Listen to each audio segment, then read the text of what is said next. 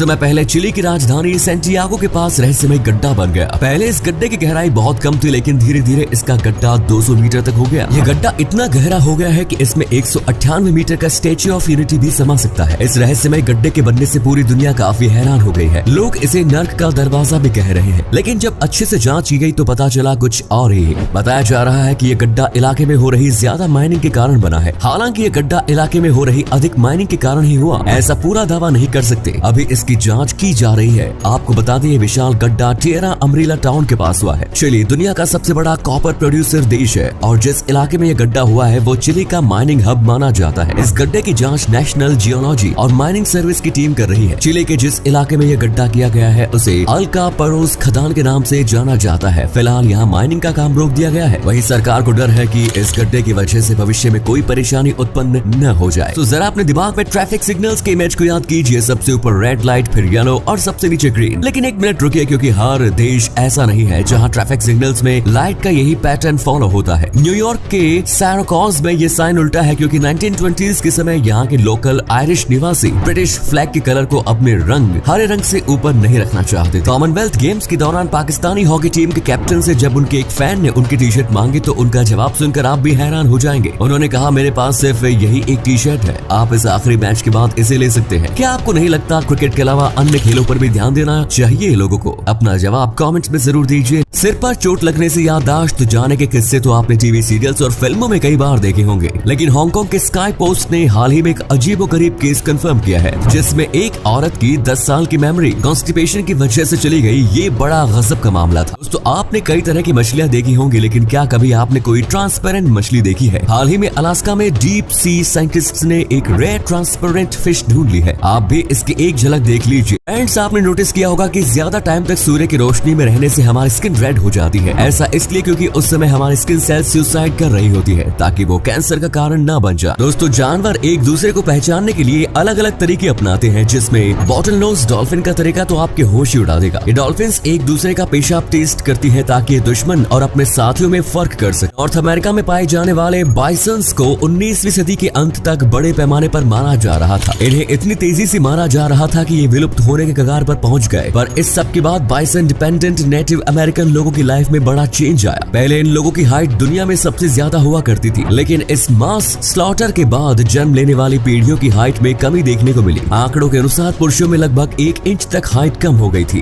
तो अक्सर हम जब रात का रखा हुआ पानी सुबह पीते हैं तो हमें उसका टेस्ट अजीब लगता है। इसके पीछे की वजह है पानी में मौजूद गैस। दरअसल जब पानी को रात भर के लिए छोड़ दिया जाता है तो पानी वातावरण में मौजूद हवा से गैसों को अवशोषित कर लेता है, जिस वजह से उसका टेस्ट चेंज हो जाता है।